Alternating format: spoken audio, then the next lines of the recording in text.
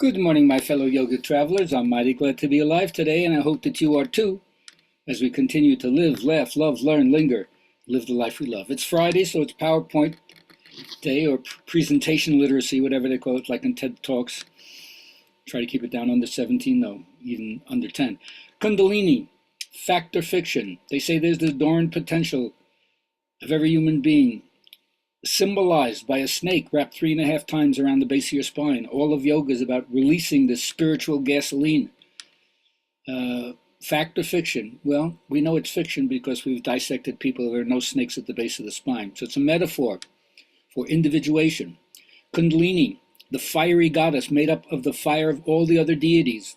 Right? Up and down your chakras, we're going to take you away from thinking about survival, pleasure, power, affiliation, questing, genius intuition, and finally self-transcendence. That's where this is all going. All right, so language is very powerful. Language does not describe reality. Language creates the reality it describes. Be careful what you say. It's like affirmation. You got to will out on the material plane. So yoga uses intentional language. There's a lexicon or a jargon that you have to be initiated into because it gives you the insider information that you cannot understand from the outside, or at least only intellectually, but not experientially. All right, yoga is connected to a system, right?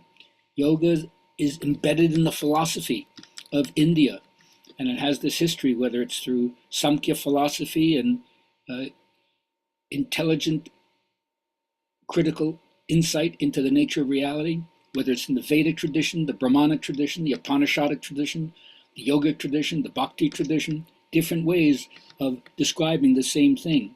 Yoga meaning union and the path that leads to that union. Now there's initiation in all indigenous people. First there's the rites of passage for the neophyte to help the young boy or young girl come into their adult responsibilities, become the cultural carrier, connect to the ancestors, connect to the mythic world, which is what puts the reality, puts the adult in contact with reality. Reality is not separate from the mythic world. It's not just the material plane. It's also the spiritual plane, which is what I call the romance with your imagination.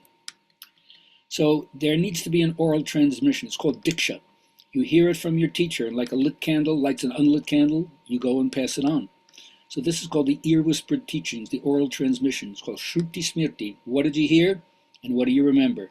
Really important. And usually the words of your teacher thrill you, so they have a tremendous impact upon you. Now, there's different kinds of hand positions or mudras or physical positions that activate or seal in certain energy movement.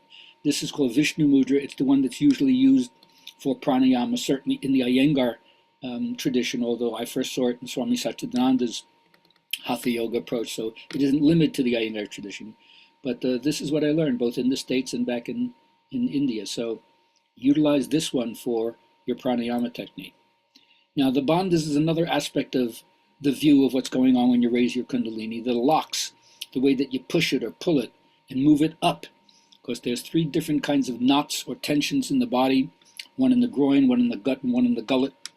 So in your pelvis, your stomach, and your throat, you have to see how much tension there is and how can we relax it and release the blocked energies.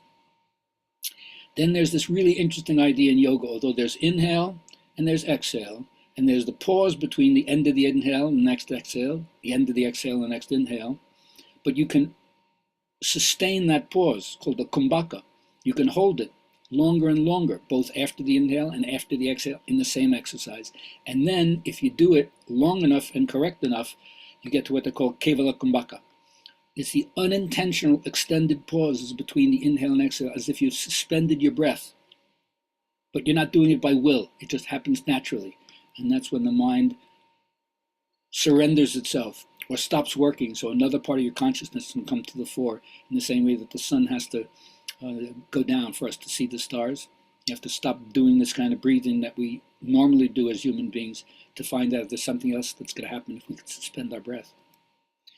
And then the whole idea is that we have these energy centers, the prana, the life force, that's called the rainbow body when you want to hook up the colors from red to the base of the spine into like violet and then white light as you transcend into the cosmic soup. I like to call it the bioluminescence. And you can see it thriving or only coming out in a drip, drip, drip, depending on how your energy is contained and regenerated, and then put to proper use. And according to yoga, there's thousands of these astral tubes called nadis, which connect the subtle body, the different sheaths that are electromagnetic, to the physical body, which seems like it's much more fleshy. And the energy that these tubes carry can really reinforce a tremendous amount of both vitality and tranquility when they're unobstructed. But if they're clogged, you got to do purification.